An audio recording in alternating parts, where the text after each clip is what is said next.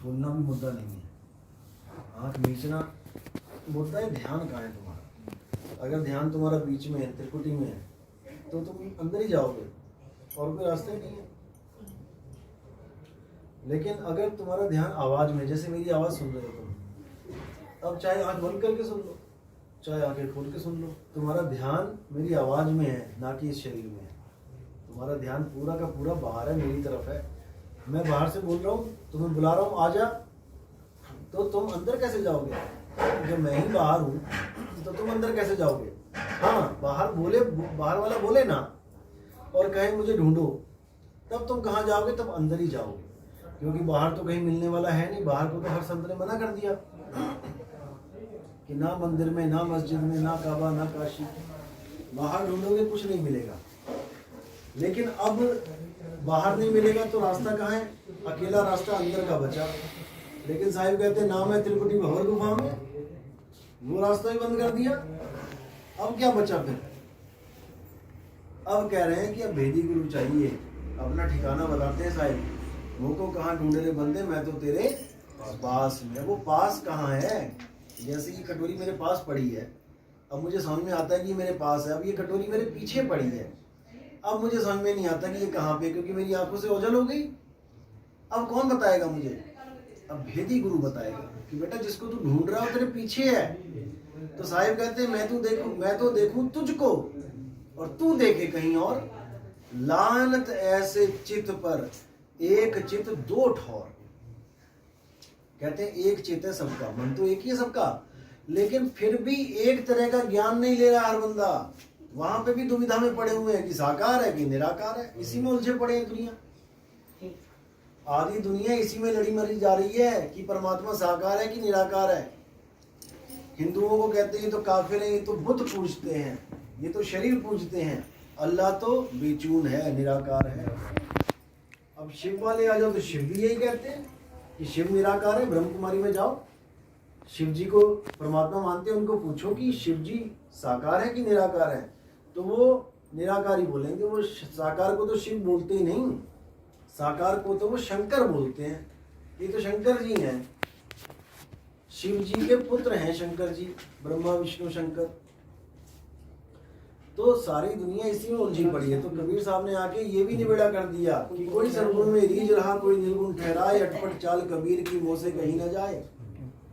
कहते हैं निर्गुण सरगुण द्वंद पसारा, दोनों पड़ गए काल की। निर्गुण वाले सरगुण वाले को कहते हैं अरे अज्ञानी है, ये अज्ञानी है, इनको नहीं पता परमात्मा क्या है। और सरगुण वाले कहते हैं अरे ये अज्ञानी है, इन्होंने कभी देखा तो है नहीं उसको, वैसे ही मानने में लगे हुए हैं। हमने कम से कम राम जी कृष्ण जी को किसी ने तो देखा है, तभी तो फोटो बनाई है, तभी तो महल बने हुए हैं, किसी ने तो देखा है भगवान को। ये बिना देखे ही लगे हुए हैं, निराकार है निराकार है, कण कण में है, कण कण में है, फिर तो मिट्टी में भी है, फिर तो बेड में भी है, फिर तो पंखे में भी है, फिर अंदर क्या ढूंढ रहे हैं जब वो बाहर भी है? तो यानी कि अंदर भी नहीं है और बाहर भी नहीं है। अंदर ढूंढोगे तब भी माया मिलेगी, बाहर ढूंढोगे तो माया तो है ही है। अब इन दोनों के बीच में है, वो बीच में है। उस बीच को क्या बोलते हैं?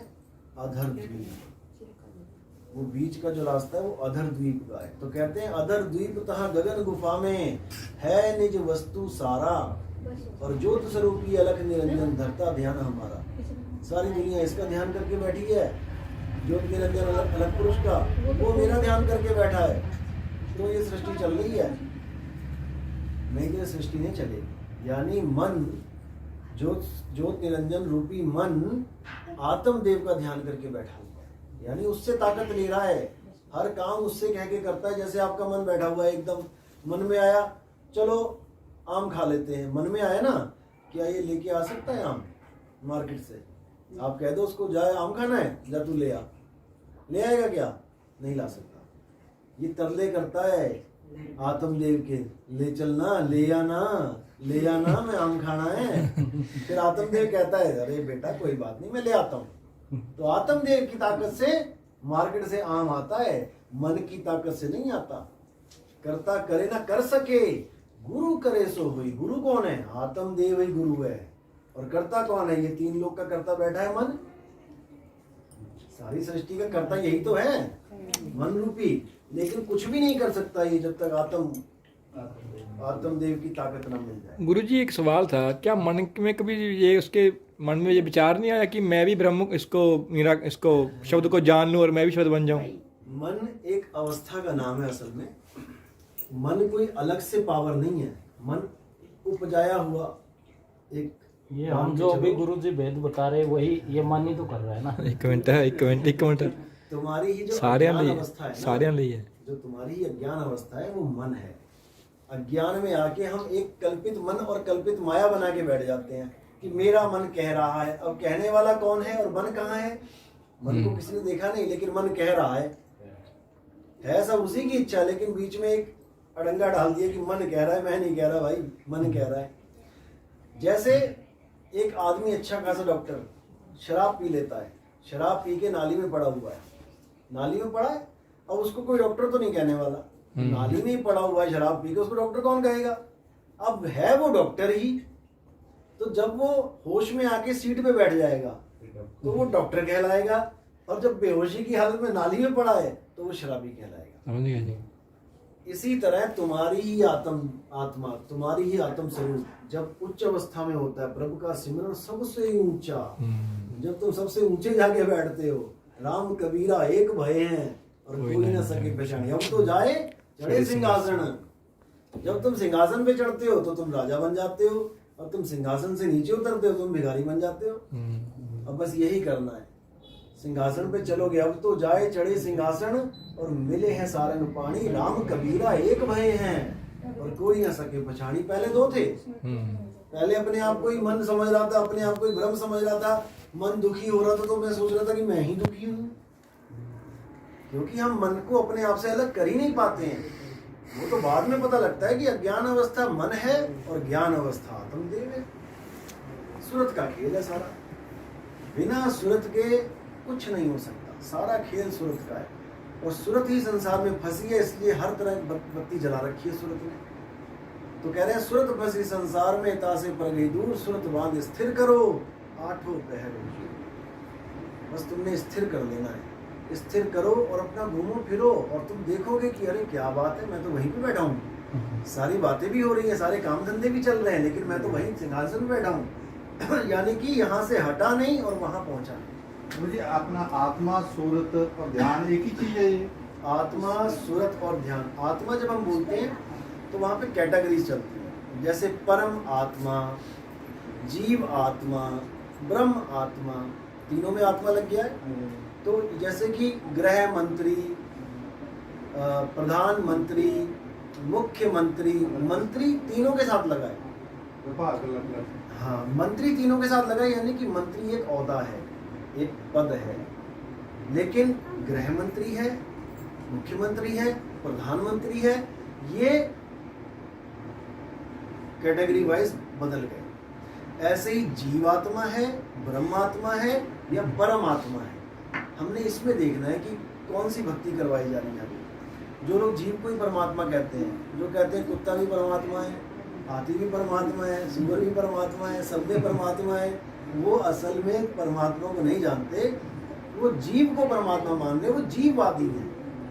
वो कहते हैं तुम उसके पैर छू लो, तुम वो मेरे पैर छू लेगा, मैं उसके छू लूंगा, तुम उसके छू लो। वो तो चेतना को मानने की बात करते हैं जी। हाँ, देखो सब के सब जीव हैं, जो माँ के गर्भ से आ गया वो जीव है, वो जीवात्मा। जब हम भक्ति करते हैं, सत भक्ति को छोड़ के आप कोई भी भक्ति कर लो, जाप की कर लो, अजपा की कर लो, अनंत की कर लो, जिस अवस्था में आप पहुंच जाओगे सत्य को छोड़ के, वो ब्रह्म अवस्था है। हालांकि पांच ब्रह्म बताए हैं कबीर साहब ने। 5 ब्रह्म जब ये कर नैनो दीदार महल में प्यारा खुलेगा तो उसमें 5 ब्रह्म पूरे साफ बता रखे हैं, कैसे कैसे सारे खोलेंगे समझ में आएगा। तो ब्रह्म भी अवस्थाएं 5 हैं, और उसके ऊपर जो है वो है परम आत्मा। परम आत्मा का मतलब होता है कि आप ही का शुद्ध चैतन्य स्वरूप। यानी एक किरण जो आई थी, जो कीचड़ में पड़ी, वो मैली हो गई, कहने का मतलब अब वही वापस अपने सूरज में समा जाएगी, तो एक हो जाएगी। जैसे नीचे समुद्र है और ऊपर लहरें चल रही हैं, समुद्र को हम एक ही कहेंगे, लेकिन लहरों को हम अनेक कह लेते हैं, गिन लेते हैं, 4 लहरें आ रही हैं, 5 आ रही हैं, है वो समुद्र का ही पार्ट। शांत हो जाए तो वो समुद्र भी ही है, मिल गया समुद्र में। लेकिन बस अशांति की वजह से वो आत्मा से जीवात्मा बनी पड़ी। जीवात्मा बनी है इसलिए निर्भय नहीं है। जीव सोई जो जुग जुग जीवे, उत्पत परलय माही, देह धरे भर में 84, निर्भय कबहू नाही।